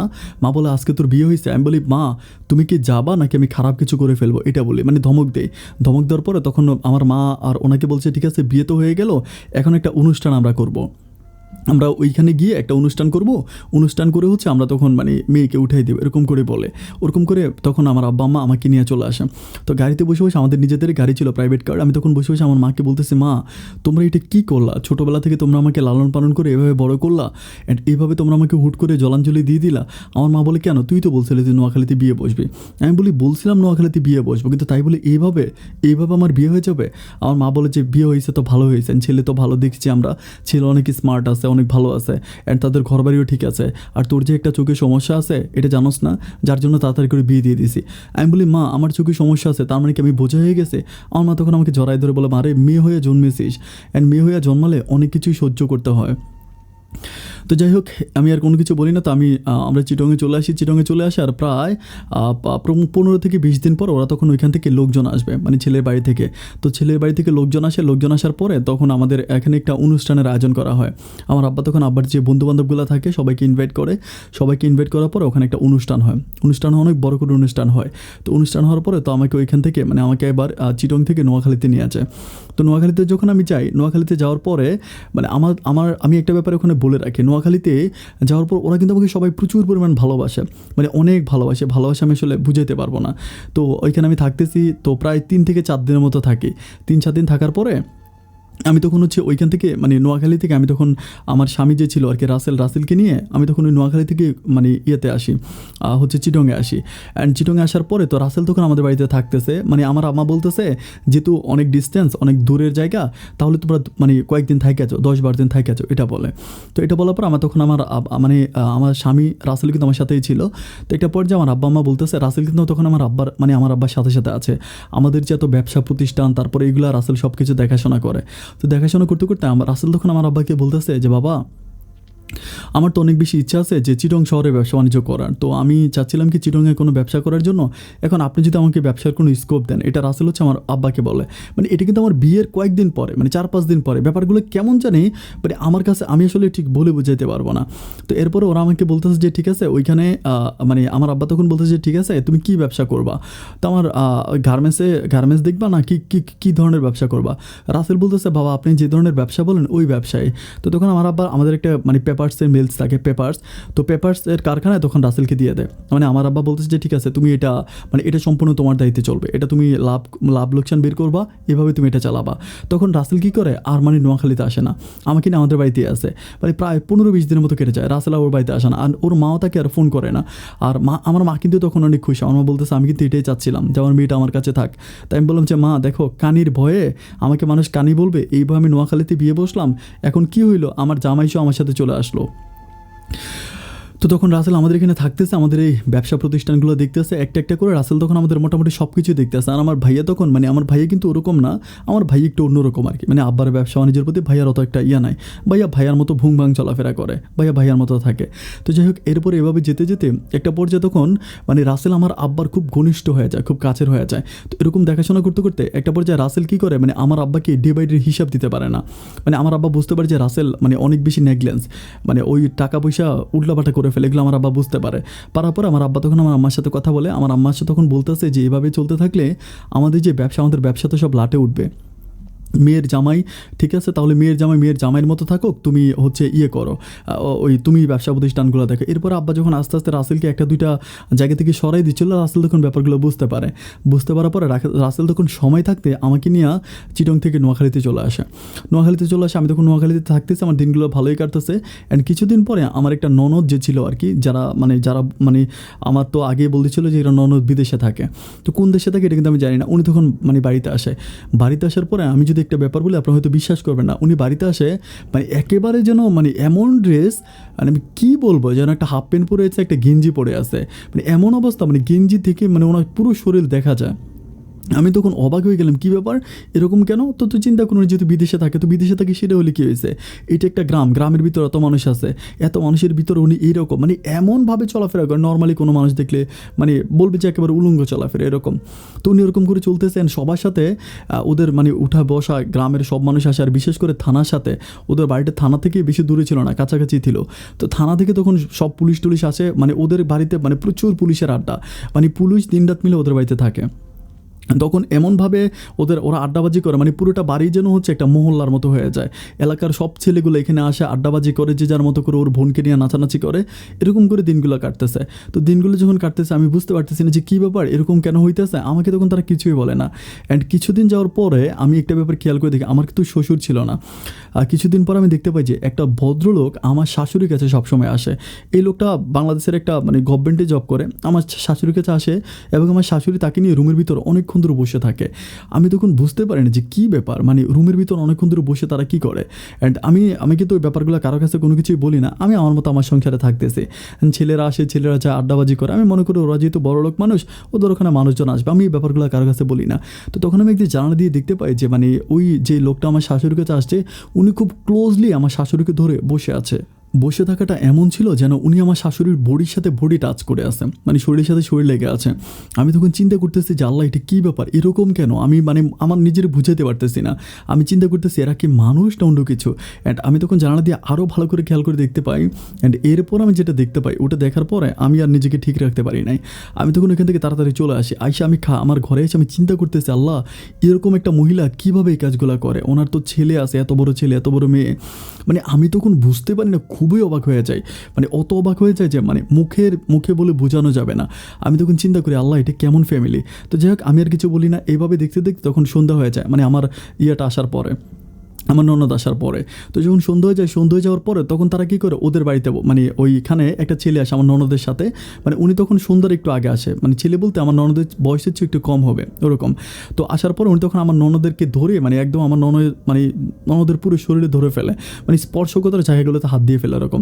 তো ধরার পরে আমি তখন চিন্তা করি, আমি মনে করি যে উনি হয়তো মানে আমার ননদের জামাই হতে পারে, এরকম বলি আর কি। তো তখন আমি কী করি, ওনার জন্য মানে নাস্তা টাস্তা নিয়ে যায়, ওগুলো নিয়ে যায়। পরে দুলাভাই বলে কথা বলি যে দুলাভাই ভালো আছেন, মানে দুলাভাই করে সম্বোধন করে। তখন উনি আমার দিকে তাকে হাসতেছে, আমাকে বলতেছে, আমি আপনার দুলাভাইটা কে বলছে? আমি বলি যে না, আপনি আমার দুলাভাই না। বলে যে না, আমি আপনার দুলাভাই না, আমি আপনার ননদের বয়ফ্রেন্ড। আমার জামাই কিন্তু তখন আমার সাথে দাঁড়ায় আছে। আমি তখন আমার জামাইয়ের মুখের দিকে একবার তাকাই, ওদের মুখের দিকে একবার তাকাই, আর নিজের গায়ে নিজের চিমটি কাটে, আল্লাহ, এগুলো কি, মানে কি বয়ফ্রেন্ড? আমি তখন কিছু বলি না। আমি তখন আমার রুমে চলে আসি। রুমে আসার পরে আমি আমার জামাইরে জিজ্ঞেস করি যে এগুলো কি, মানে তোমার বোন বলতে আছে যে মানে ওটা নাকি ওর, মানে আচ্ছা আমি ওর নামটাই বলি, ওর নাম হচ্ছে ফাইজা। তাই আমি বলি যে ফাইজা আপু বলতেছে যে এটা নাকি ওনার মানে বয়ফ্রেন্ড, এটা কেমন কথা? তখন উনি বলে যে আমার হাজব্যান্ড বলে যে হ্যাঁ, এটা তো ওর বয়ফ্রেন্ড। আমি বলি তাহলে ওনার জামাইকে? পরে বলো ওনার জামাই হচ্ছে ইয়েতে থাকে, দুবাইতে থাকে। আমি বলি যে তো জামাই দুবাইতে থাকে, উনি এখানে কী করে? বলে জামাই দুবাইতে অনেক কোটি কোটি টাকার ব্যবসা, অনেক ব্যবসা বাণিজ্য করে। মানে আমি তখন চিন্তা করি, আল্লাহ, তো বউ চলে আসছে, মানে অন্য একটা ছেলের সাথে বউ এরকম করতেছে। তো এটা নিয়ে বুঝি ওর জামাই কিছু বলে না। পরে বলতেছে ওরা ফ্রি মাইন্ড, ওদের কোনো সমস্যা নেই। ও মা, এরকম করতে করতে আমি খেয়াল করে দেখি যে আসলেই ঠিক, মানে ওরা এমনভাবে একজন আরেকজনের সাথে গা ঘেঁষে বসে যেমন। এবং সবচেয়ে দুঃখজনক যে ব্যাপারটা, আমি দেখলাম যে একই রুমের ভিতরে আমার ননদও ঢুকলো, ওই ছেলেটাও ঢুকলো। ঢুকার পরে প্রায় 2 ঘন্টার মতো তারা ওই রুমে বন্দি ছিল। 2 ঘন্টা পরে আমার ননদ পুরো ড্রেস চেঞ্জ করে বেরোয়েছে, মানে যা পড়ছে সম্পূর্ণ ড্রেস চেঞ্জ। আমি তখন চিন্তা করি এই রুমের ভিতরে কোনো বাথরুম নাই, কিচ্ছু নাই, উনি ড্রেস চেঞ্জ করলো কোথায়? এই ছেলে সামনে চেঞ্জ করছে, তাহলে এই ছেলে কী করলো? মানে আমি তখন বুঝতে পারি যে ওদের পরিবারটাই ওরকম একটা পরিবার। আমি তখন আমার মাকে ফোন করে কিছুটা ব্যাপার জানাই, মানে কিছুটা ব্যাপার বলার পর আমার মা বলতেছে যে হায় রে পুতুল, আমি তোরে কি বলবো, আমি তো নিজেই আমার নিজের জ্বালায় মরে যাইতেছে। আমি বলি কী হয়েছে? পরে বলে তোর শাশুড়ি সারা দিন তোর আব্বাকে কল দেয়, অ্যান্ড তোর আব্বাকে কল দিয়ে এমন কি কথাবার্তা তোর আব্বার সাথে বলে, তোর আব্বার পুরো মাথা নষ্ট করে ফেলছে। আমি তখন বলি মা কী বলো? পরে বলে সারাদিন। আমি বলি তাই? পরে বলে কি ছবি পাঠায়, কি ভিডিও পাঠায়। মানে আমি তখন চিন্তা করি যে আল্লাহ, আমার আব্বার সাথে এগুলা। আমি তখন আমার আব্বাকে বলে, আব্বা বলে যে তুই একটু সাবধানে থাকিস, ওই পরিবারটা আমার কাছে অতটা ভালো মনে হয় না। আমি তখন বলি যে কী ব্যাপার, আমাকে কোথায় বিয়ে দিল? মানে আমি কিন্তু গুগল ধাঁধার ভিতরে ঘুরতেছি, মানে আমাকে কখনো এখানে নেয়, কখনো ওখানে নেয়। আমি ওদের সাথে সাথে ঘুরতেছি আর চিন্তা করতেছি যেগুলো কি, এটা কোনো পরিবার নাকি? এরপরে আমার শাশুড়ির সাথে যে লোকের সম্পর্কটা ছিল, ওই লোকটা এরপরের দিন আবারও আসে। আসার পরে আমি তখন আমার শাশুড়িকে বলি, আমি বলে মা, একটা ভদ্রলোক আসছে আপনার সাথে দেখা করার জন্য। তো বলে যে আচ্ছা ঠিক আছে। উনি তখন যাওয়ার পর উনি তখন ওই লোকটাকে নিয়ে আবারও রুমে ঢুকে যায়, মানে রুমে ঢুকে দরজা লাগিয়ে দেয়, ওই দিন জানালাও লাগিয়ে দেয়। অ্যান্ড আমি তখন চিন্তা করি যে আল্লাহ, আমি তখন আমার হাজব্যান্ড যে ছিল রাসেলকে জিজ্ঞেস করি যে রাসেল, এই লোকটা যে আসতেছে, এই লোকটাকে তোমার আম্মার সাথে অনেক বেশি উঠা বসা করে? বলে যে আম্মার ফ্রেন্ড। তাই আমি বলি যে তোমার আম্মার এটা কেমন ফ্রেন্ড যে তোমার আম্মার সাথে একই রুমে থাকে? ডাকে। তো বলে যে তোমার সমস্যা কি থাকলে, তোমার কোনো সমস্যা আছে? আমার আম্মার তো কোনো সমস্যা হচ্ছে না, তাহলে তোমার সমস্যা কেন হচ্ছে? আমি তখন বলি যে আলহামদুলিল্লাহ, আল্লাহ তুমি আমার এগুলো কি আমার স্বামী আমাকে কি বলে। যাই হোক, তার 2-3 দিন পর তখন রাসেল আমাকে নিয়ে ওর মামার বাড়িতে যায়। তো মামার বাড়িতে যাওয়ার পর একটা মামাতো বোন থাকে। মামাতো বোনটা অনেক কিউট, মানে কিউট বলতে ওরকম আর কি, যে রাসেলকে নাকি অনেক পছন্দ করতো এরকম। তো যাওয়ার পরে ওই মেয়েটা তখন খুব জিলার্সে আমাকে দেখার পরে ও বলে যে, রাসেল বলে যে এই মেয়ে কিন্তু আমরা পছন্দ করতো, আমাকে বিয়ে করতে চাইছে, এখন কিন্তু আমি বিয়ে করতে, মানে আমি কিন্তু তার বিয়ে করি না, আমি তোমার বিয়ে করছি। তখন ওই মেয়েটা তখন মানে ওরা কিন্তু জেনে যায় রাসেলের কাছ থেকে কীভাবে জানে যে আমার চোখে সমস্যা। তো ওই মেয়েটা তখন হঠাৎ করে রাসেলকে বলতেছে যে কি বিয়ে করছিস, একটা কানি মেয়েরে বিয়ে করছিস। আমার ওই কানি কথাটা শোনার পর আমার তখন আমার বুকটা কেঁপে ওঠে। আমি তখন বলি, হাই রে, এই কানি কথাটা থেকে বাঁচার জন্য এত দূরে আসলাম, আবারও আমাকে সেই কানি কথাটাই শুনতে হলো। মেয়েটা তখন বলতেছে যে ঠিক আছে, করছস ভালো করছস, তো তখন কানিরই বিয়ে করছস। এটা বলার পরে রাসেল তখন আমাকে বলে যে তুমি দাঁড়াও, তো আমাকে বলে যে তুমি দাঁড়াও, আমাকে বলে পুতুল দাঁড়াও। আমি তখন দাঁড়াই, পরে বলতেছে যে দেখ তো আমার পুতুলের দিকে তাকাতো, ওরে দেখলে কি মনে হয় যে তোর চেয়েও তো 1000 গুণ সুন্দর, মানে 1000 গুণ সুন্দর। আমি তখন বলি যে মানে আমি তখন অবাক হয়ে থাকি যে আল্লাহ এটা কি কেমন কথা বলতেছে। পরে ওই মেয়েটা তখন রাসেল বেরিয়ে যাওয়ার পরে মেয়েটা তখন আর কি আমাকে বলতেছে যে মানে তুমি কি জানো যে রাসেল কেমন, আমাকে এটা বলে। আমি বলি জানি তো, ওর সাথে সংসার করতেছো তো ভালো। পরে বলে তুমি জানো তোমার আগে কী হয়েছে? আমি বলি কী হয়েছে? পরে বলে তোমার আগে যে 3টে বিয়ে করছে এটা তুমি জানো?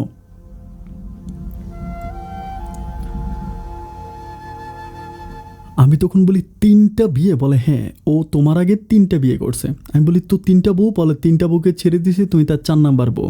আর ওদের পরিবার কি জানো? কোথায় বিয়ে বসছো? তোমার আব্বা আমারে বলে যে তোমার সাবধানে রাখতে, যে কোনো সময় বিক্রি করে দিবে।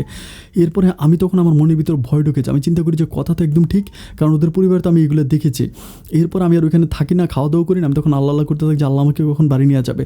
বাড়ি আসার পর আমি কিন্তু রাসেলকে এই পর্যন্ত অনেক ভালোবেসে ফেলেছি স্বামী হিসাবে। তখন আমি রাসেলকে একদিন কান্নাকাটি করে বলি যে রাসেল, তুমি আমার কাছে একটা সত্য কথা বলবা? ও আমাকে বলে হ্যাঁ বলো। আমি বললাম যে আচ্ছা, আমি শুনলাম যে তুমি নাকি এর আগে বিয়ে করছো, কথাটা কি সত্য? ও তখন হাসতে হাসতে বলে হ্যাঁ সত্য। আমি বললাম যে মানে সত্য মানে কয়টা বিয়ে করছো? ও আমাকে বলে 3টা। আমি বলি 3টা বিয়ে করছো এর আগে? বলে হ্যাঁ 3টা বিয়ে। আমি তখন বলি যে তাহলে আমাকে কেন বিয়ে করছো? বলে তোমাকে বিয়ে করবো না কেন, তুমি আমার 4 নাম্বার বউ, আমি কি বউ ছাড়া থাকবো? আমি তখন বলি আল্লাহু আকবার, রাসেল এগুলো কি? পর আমাকে বলতেছে যে, আমি বললাম যে তুমি বিয়ের আগে এই কথা কেন বলো নাই যে তুমি এর আগে তুমি 3টে বিয়ে করছো? তখন আমাকে বলতেছে কেন, তোর কি মনে হয় যে, আমাকে তুই করে বলো ওই সময়, যে তোর কি মনে হয় যে তোর মতো একটা কানি মেয়ের আমি বিয়ে করে আনছি?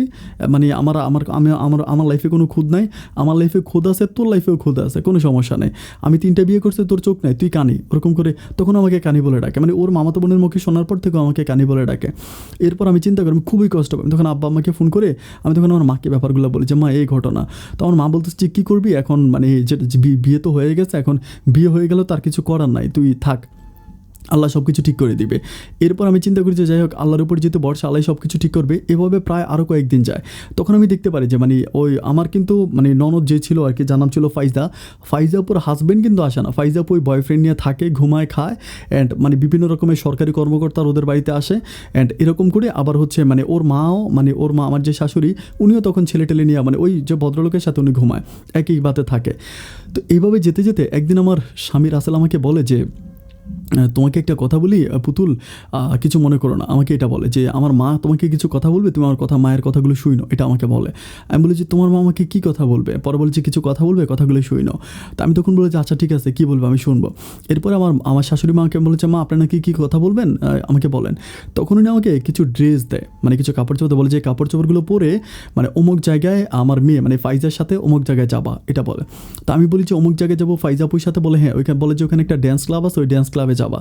আমি তখন বলি যে ওই ড্যান্স ক্লাবে আমি কেন যাব? পরে বলে কেন, তুমি যাবা, এই ড্রেসগুলো পরে যাবা। তখন আমি ড্রেসগুলো নিয়ে ঘরে আসি, আস্তাগফিরুল্লাহ। আমি যখন ড্রেসগুলো খুলি আমি দেখতে পাচ্ছি একদম হাফ প্যান্টের চেয়েও আরও ছোটো, মানে যে লিংডি টাইপের, মানে আমি কী বলবো ঠিক জানি না, এত ছোটো কাপড়। অ্যান্ড মানে এমন যে পুরো শরীর দেখা যায়। আমি এটা পরার পর যখন আয়নার সামনে গেছি আমার পুরোটা শরীর দেখা যাচ্ছে।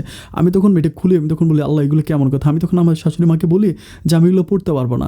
তখন আমি বলি, যখন বলি পড়তে পারবো না, তখন আমাকে বলে যে কেন পড়তে পারবা না? তো তখন রাসেল আমাকে বলে পড়তে পারবি না কেন, অবশ্যই পড়তে হবে, সারাদিন ক্ষেতের মতো ঘুরে বেড়াবি? আমি বলি এগুলো পড়লেই কি ওয়েস্টার্ন মেয়ে হয়ে যায়, এগুলো পড়লেই কি? ও বলে হ্যাঁ, এগুলো পড়লে মানুষ তোরে পছন্দ করবে। আমি বলি মানুষ আমাকে পছন্দ করবে মানে? পরে বলে যদি মানুষ তোকে পছন্দ না করে তাহলে মানুষ তোর সাথে রাত কাটাবে কেমন করে?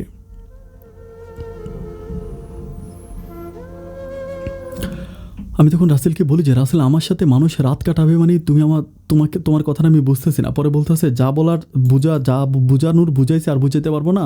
আজকে রাতের বেলায় আমার বোনের সাথে অমুক জায়গায় যাবি। অমুক জায়গায় যাওয়ার পর রাতের বেলা ওখানে ড্যান্স পার্টি হবে। ড্যান্স পার্টি হওয়ার পরে আমার বোন যার সাথে বলে তার সাথে রাতের বেলায় থাকবি।" আমি তখন বলি, "রাসেল তুমি কি ভেবে কথাগুলো বলতেছে?" বলে যে, "কোনো ভাবাভাবের কিছু নাই, যেটা বলছি এটা কথা সোজা, আর দ্বিতীয়বার রিপ্লাই করতে পারবো না।" আমি তখন বলি, "তুমি কি পাগল হয়ে গেছো?" বলে, "বেলা পাগলের কিছু না।" আমি দেখতে দেখতে তখন রাত হয়ে যায়, আমার কাছ থেকে ওরা মোবাইল ফোনটা নিয়ে যায়, আমি আমার মাকে ফোন করতে পারি না। মোবাইল ফোন নিয়ে যায়, তখন রাত হয়, রাত হওয়ার পরে প্রায় তখন রাত 8টার মতো বাজে, তখন দেখি যে ফাইজা আপু ঠিকই একটা হাফ প্যান্ট আর একটা গেঞ্জি গায়ে দিয়ে বের হয়ে গেছে, একদম উলঙ্গ টাইপের। পরে ওদের আবার মানে সিএনজি রিজার্ভ করা আছে, রিজার্ভ সিএনজি দিয়ে হোটেলে যাবে। আমাকে বলে যে, "এই তাড়াতাড়ি বের হ, তোর বউরে বের কর।" ও আমাকে তখন মানে খুবই জোর করে কাপড়গুলো পরায়, খুব জোর করে পরায়, আমি পরতে চাই না, খুব জোর করে পরায়। তখন আমার ওই ননদের সাথে আমাকে দিয়ে দেয়, আমি তখন বলি যে আমি যাবো না। পরে বলে, "তোর যাওয়াই লাগবে, মাইরা ফেলবো।" তখন আমার রাসেল আমার সাথে যায়, আমাকে ওই হোটেলে দেয়। হোটেলে দেওয়ার পর আমি তখন খুব আমার ওখানে নাচতে বলে, আমি তো নাচতে পারি না, তো আমাকে খুব জোর করে ওরা নাচায়, খুব জোর করে নাচায়। আমি তখন নাচানাচি করি, নাচানাচি করে একটা পর্যায়ে তখন ওরা বলতেছে যে, আমাকে রাসেল তখন বলতেছে যে একটা রাতে এখানে থাকা লাগবে একজনের সাথে। আমি তখন বলি যে, "তোমার 2টা পায়ে ধরি, প্লিজ তুমি এই কাজটা করো না।" আমি খুব কান্নাকাটি করি যে, "তুমি আমাকে এই কাজটা করো না।" পরে বলে যে, "তুই থাকবি।" আমি বলি, "আমি থাকতে পারবো না।" "আচ্ছা আমি কালকে থাকবো, আমাকে আজকের মতো ছেড়ে দাও।" আমি তখন ওকে বলি যে, "আমার সমস্যা আছে।" মানে ওকে আমি বলি যে, যেটা হয় না, বলে যে, "আমার এটা হয়েছে, আমি মানে এখন তো আমি এগুলো করতে পারবো না, প্লিজ।" তখন ওর হাতে পায়ে ধরার পর ও তখন আমাকে নিয়ে আসে, ঘরে নিয়ে আসে। ঘরে নিয়ে আসার পর ও তখন আমাকে বলছে, আমার কাপড় খুলে ও আমাকে বলে যে, "তুই না বলছিলি যে তোর এগুলো কই, এগুলো তো কিছু না।" আমি তখন বললাম যে, "আমার মনে হয় কি আজকে হওয়ার ডেট ছিল, তো এই জন্য।" ও তখন আমাকে খুব মারে, মেরে আমাকে তখন ও মানে একদম রক্তাক্ত করে ফেলে, যে বিল খুলে পর্যন্ত আমাকে মারে, যে, "তোর জন্য আমার এতগুলো টাকা লস হয়ে গেল।" আমি তখন খুব কান্না করি, আমি বলি যে, আমার মার সাথে কথা বলবো মোবাইল ফোনটাতে, ও তখন দেয় না, আমার মোবাইল ফোন দেয় না।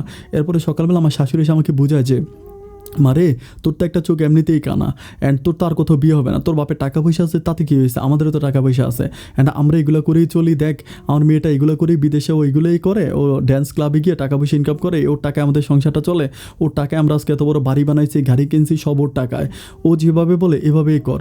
আমি তখন বলি যে, "এটা কেমন কথা বলতেছেন, আমি তো এগুলো করতে পারবো না।"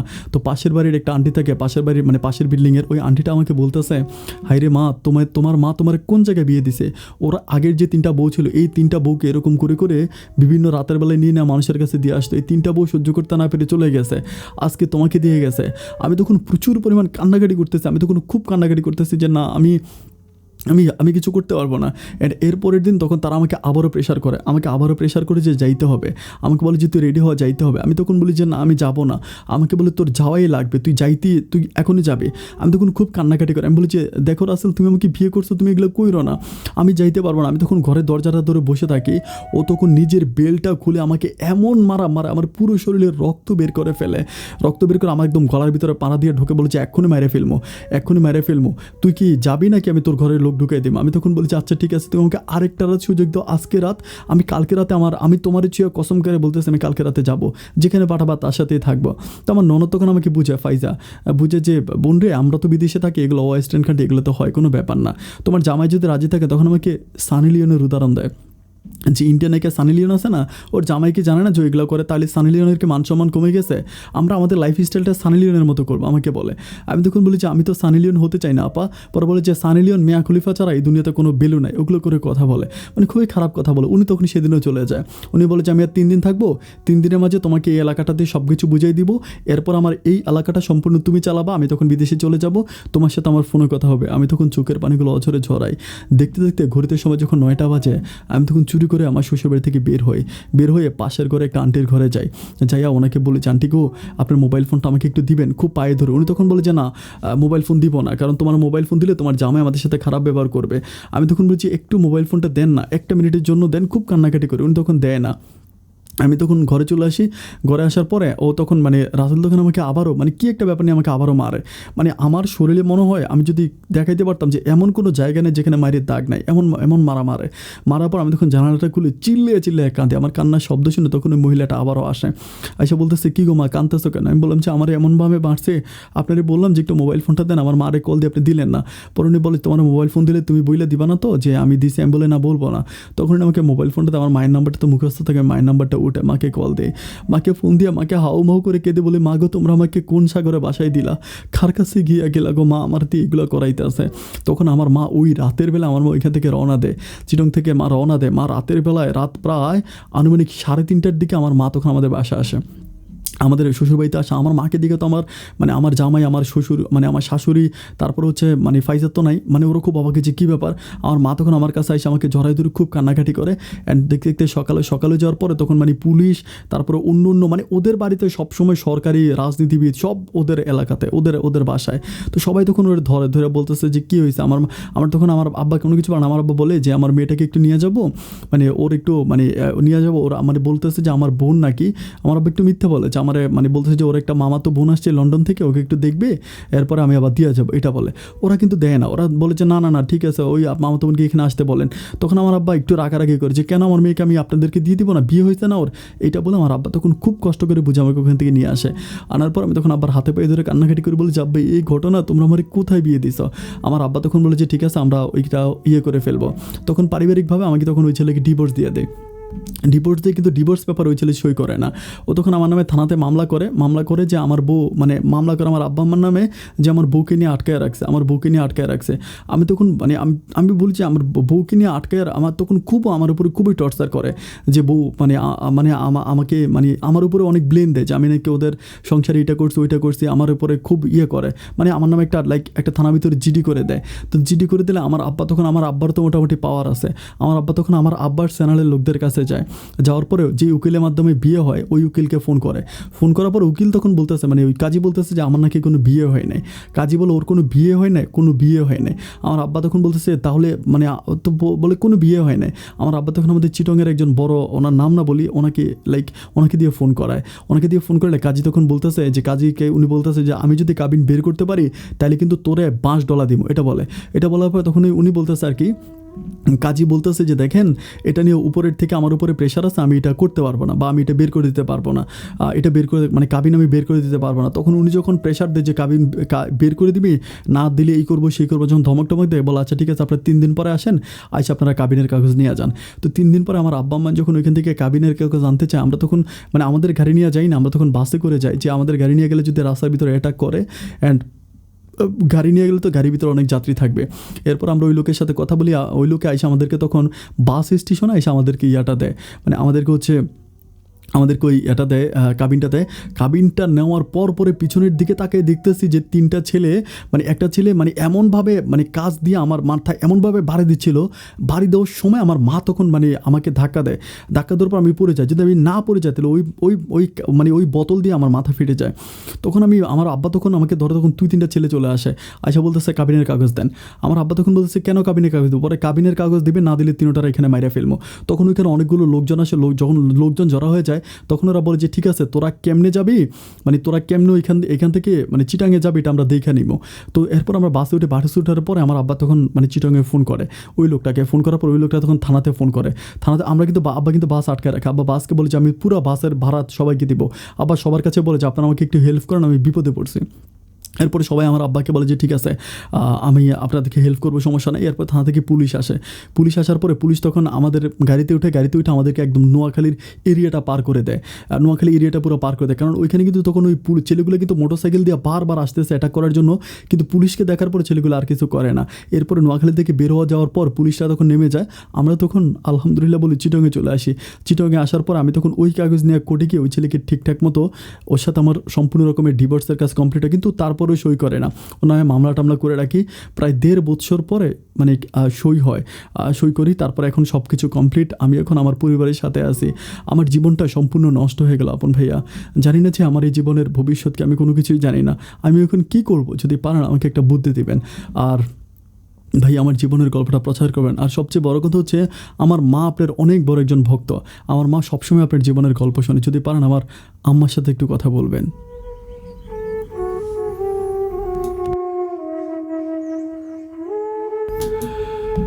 সমর্থ বন্ধুগণ, আহ পুতুলের গল্প আরও ছিল সামনের দিকে। আমি সামনের দিকে আর যাই নাই।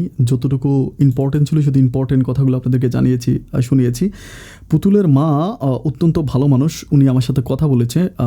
পুতুলের মায়ের সাথে আমি কথা বলেছিলাম। এর আগেও কথা বলেছি, এখনও কথা বলব। পুতুলের মায়ের সাথে কথা বলব। পুতুলের মায়ের মুখ থেকে পুতুলের জীবনের এই অনাকাঙ্ক্ষিত ঘটনাগুলো পুতুলের মায়ের মুখ থেকে আমি আরও একটু শুনবো এবং সম্ভব হলে পুতুলের সাথেও কথা বলবো। চলেন তাহলে পুতুল এবং পুতুলের মায়ের সাথে, প্রথমত পুতুলের মায়ের সাথে একটু কথা বলি। পুতুলের মাকে ব্যাপারগুলো জিজ্ঞেস করে, কারণ এই যে পুতুলের সাথে ঘটনাগুলো ঘটে গেলো এগুলোর জন্য কিন্তু সম্পূর্ণ দায় কিন্তু আমার কাছে মানে পুতুলের মাকে মনে হচ্ছে, কারণ উনি কিন্তু এই ঘটনাগুলোর মানে মূল, পুতুলের মা এবং বাবা। তো জানি না, আমি পুতুলের মায়ের সাথে কথা বলি এবং শোনাই যে আসলে উনি আপনাদেরকে বিস্তারিত আরও কিছু বলবে। কথা হচ্ছে, আপনি তো নিজের ভুলটা বুঝতে পারছেন। এখানে আপনার মেয়ের কোনো দোষ আমি দেখি না। আপনার মেয়ে কোনো দোষ করেও নাই। আমি আসলে ওখানে তাকে দোষারোপ করতে পারিও না। যদি দোষ কেউ করে থাকে সেটা হচ্ছে আপনি করেছেন এবং আপনার হাসব্যান্ড করেছে। আপনাদের দোষের কারণে হ্যাঁ, বলি হলো আপনার মেয়েটা। যেটা হবার সেটা হয়ে গেছে, এটা আপনি ফিরে আনতে পারবেন না। যেটা হবার সেটা হয়ে গেছে। এখন আপনার কাছে আমার রিকোয়েস্ট হচ্ছে, যারা আমার গল্প শুনেছে, যারা আমার সাবস্ক্রাইবার আছে, এতক্ষণ পর্যন্ত যারা ছিল, আপনারা যে ভুলগুলো করেছেন, যে ভুলের কারণে আপনার মেয়েটাকে বলি দিতে হলো, তো সেই ক্ষেত্রে যদি আপনি মানুষকে কিছু অ্যাডভাইস করেন, যদি যারা আপনার গল্প শুনেছে তাদেরকে কিছু বলতে চান খুব ছোট করে, আপনি যদি কোনো উপদেশ দিতে চান তাহলে আপনি একটু প্লিজ বলে দেন। আমি সবাইকে একটা কথাই বলবো যে যার সন্তান যেমনই হোক, একটু কষ্ট করে, যেই সন্তানটা একটু কালো হয় বা একটু একটা কোনো সমস্যা হয়, বাবা মার কাছে কখনো সেই সন্তান আরো বেশি আদরের হয়। আপনাদের কাছে আমার একটা অনুরোধ যে প্রতিটা যেই সন্তান কোনো একটা আছে না যে একটা একটা হাত বা একটা পা, একটা সমস্যা বা একটা চোখের সমস্যা এরকম হইতে পারে, তা বুঝবেন না যে যার তার হাতে তুলে দিবেন। আপনারা সেই সন্তানটারে, আমি জানি যে সন্তানের একটা সমস্যা হয় সেই সন্তানের জন্য মায়াটা বেশি লাগে। আপনারা সবাই বলবেন, করবেন, সেই সন্তানের প্রতি আপনি ভালো সন্তানের দিকে যেইটা করবেন তার চেয়ে বেশি ওর জন্য করবেন। ওকে বুঝে শুনে তারপরে অন্যের হাতে তুলে যার হাতে দিবেন, দেখা যাই না শুই না তারপর দিবেন। আমার মতো ভুল কেউ করেন না। কারণ এখন আমার মেয়েটা আছে, আমি বলতে পারি না আমার মেয়েটারে, মুখের দিকে তাকাইতে পারি না। আমার হাসি খুশি মেয়ে এখন স্তব্ধ হয়ে গেছে। ওরে যতটুকু পারি আমি করে, কিন্তু আমার ভুলের কারণে হয়েছে। আমার হাজবেন্ড আর সবাইকে আমি আসসালামু আলাইকুম, সবাই ভালো থাকবেন। আর আমার আমার মতো ভুল কেউ করেন না। আচ্ছা পুতুল, তোমার জীবনের গল্প তো সবাই শুনলো। এই পর্যন্ত যারা আমার সাথে ছিল, প্রত্যেকটা মানুষ খুব মনোযোগ দিয়ে শুনেছে আমি জানি। আমি বরাবর মতো সবাইকে বলেছি যে স্পেশাল গল্প, সো সবাই অনেক বেশি অ্যাটেনশন থাকবেন। তো তোমার এই জীবনে ঘটে যাওয়া অনাকাঙ্ক্ষিত ঘটনাগুলো নিয়ে যদি তোমার কোনো কিছু বলার থাকে, আমার যারা লিসেনার্স আছে তাদেরকে কোনোভাবে অ্যাডভাইস করতে চাও, খুব কম করে যদি তাদেরকে কিছু বলতে চাও যে তোমারও তো কিছু ভুল আছে, তোমারও হয়তো কিছু ভুল হয়েছে, এবং তোমার ভুল ত্রুটি নিয়ে এই অনুষ্ঠান নিয়ে যদি তোমার কিছু বলার থাকে, তাহলে প্লিজ তুমি অল্প করে একটু মানুষজনকে বলে দাও। হ্যাঁ হ্যাঁ ভাইয়া, আমার ভুল বলতে আমার ফ্যামিলির ভুল হয়েছে ফার্স্টে। যে আমার বাবা মার যাচাই করা উচিত ছিল ওর, আমার হাজবেন্ডের ব্যাকগ্রাউন্ড, ওর ক্যারেক্টার, ওর ফ্যামিলির ক্যারেক্টার, এগুলো সবকিছু যাচাই করা উচিত ছিল, বাট এটা আমার বাবা মা করেনি। ফার্স্টত আমার বাবা মারই ভুল ছিল। আর হচ্ছে, সবাইকে আমি একটা কথাই বলতে চাই যে প্রত্যেকটা বাবা মার উচিত যে তার সন্তানকে বিয়ে দেওয়ার আগে ছেলের ব্যাকগ্রাউন্ড, ছেলের ক্যারেক্টার, ছেলে কেমন, তার ফ্যামিলির ব্যাকগ্রাউন্ড সবকিছু তার মেয়েটাকে তুলে দেয় ছেলেটার হাতে। প্রত্যেকটা মেয়ে তার বাবা মায়ের আদরের, প্রত্যেকটা সন্তানই তার বাবা মায়ের আদরের। তো আদরের সন্তানগুলা যেন কখনো কি বলবো, কষ্টের মধ্যে না পড়ে। তো সবাই যেন উম যাচাই বাছাই করে আমার বাবা মার মতো যেন পাগল না হয়ে যে তাড়াতাড়ি মেয়েটাকে ভালো সম্বন্ধ পাইছি ওর সাথে বিয়ে দিয়ে দেই, এমনটা যেন না করে। ওর ভালো রূপটা দেখে যেন পাগল না হয়, ওর ভালো গুণ থাকতে হবে। প্রত্যেকটা বাবা মায়ের কাছে, প্রত্যেকটা মেয়ের কাছে আমার একটাই রিকোয়েস্ট যে তোমরা যারা বিয়ে করবা তারা ভেবে চিন্তে, তো ছেলের ব্যাকগ্রাউন্ড, ছেলের ক্যারেক্টার সবকিছু দেখে শুনে যাচাই করে তারপর হচ্ছে বিয়ে করবা। আর হচ্ছে ওর রূপ দেখে কখনোই একটা মানুষকে বিচার করা যায় না, তার অবশ্যই ভালো গুণ থাকতে হবে। আমার মতো আর কোনো মেয়ের লাইফে যেন এমন না হয়। আল্লাহর কাছে আমার একটাই চাওয়া যে আমার মতো যেন আর কারো সাথে না হয়। পুতুল, তুমি আমাকে বলেছিলা যে আপন ভাইয়া, আমি তো আমার জীবনের এমন একটা পর্যায়ে চলে আসছি। তোমার পরিবারের ব্যাকগ্রাউন্ড নিয়েও আমি ভিডিওতে কথা বলেছি। তারা তুমি চিটংয়ের সম্ভ্রান্ত পরিবারের একটা মেয়ে ছিলা, সব মানুষ শুনেছে। কিন্তু এখানে একটা ব্যাপার আমি রেখে গেলাম, সেটা হচ্ছে তুমি আমাকে বলেছিলে যে আপন ভাই, আমি এখন কি করতে পারি? আমি তো আমার জীবনের এমন একটা পর্যায়ে চলে আসছি, এখন মানে আমি আমার জীবন নিয়ে কী চিন্তা করতে পারি, এই প্রশ্নটা তোমার ছিল। তো তোমার কি মনে আছে যে এই প্রশ্নটা তুমি আমাকে গল্পের শুরুতে করেছিলা যে আমি এখন কি করতে পারি? তো আমি আসলে তোমাকে এটাই বলবো যে যারা তোমার জীবনের গল্প শুনেছে এতক্ষণ পর্যন্ত, যারা ছিল, তারা আমার চেয়ে অনেক বেশি বিজ্ঞ, তারা অনেক ইন্টেলিজেন্ট। যারা জীবনের গল্প শুনে তারা কিন্তু নর্মাল মানুষ না। ধৈর্য ধারণ করে 1 ঘন্টা একটা জীবনের গল্প শোনা মানুষগুলো কিন্তু যথেষ্ট ধৈর্যবান। তাদের অনেক ব্রেন, বুদ্ধি, অনেক মেধা। তো তারা তাদের মেধা শক্তি দিয়ে তোমাকে তোমাকে তারা একটা অ্যাডভাইস করবে তাদের মতো করে। তারা কমেন্ট বক্সে তোমার কি করা উচিত, তুমি এখন কি করবা, এটা তারা লিখবে। তুমি কমেন্টের যদিও রিপ্লাই করবা না, কিন্তু কমেন্টগুলো পড়বা। অ্যান্ড মানুষ যেভাবে অ্যাডভাইস করে, অনেকেই হয়তো তোমাকে বলবে যে তোমার কী করা উচিত। সো তুমি এই কমেন্টগুলো পড়বা, পড়ে তুমি তোমার মতো করে সামনের দিকে এগিয়ে যাবা, এই প্রত্যাশা আমার। ঠিক আছে, ভালো থেকো। তোমার জন্য আমার শুভকামনা রইল। ইনশাল্লাহ ভালো দিন আসবে। ভালো থেকো আর নিজের প্রতি খেয়াল রেখো। আল্লাহ হাফেজ। সম্মানিত বন্ধুগণ, শুরুতেই সবাইকে ধন্যবাদ এতক্ষণ পর্যন্ত আমার সাথে পুরোটা গল্প কন্টিনিউ করার জন্য। আমি আসলে মিমের জীবনের গল্পটা নিয়েছিলাম একটা মাত্র কারণে, সেখানে আপনি কিছু ব্যাপার খুব খেয়াল করে দেখবেন।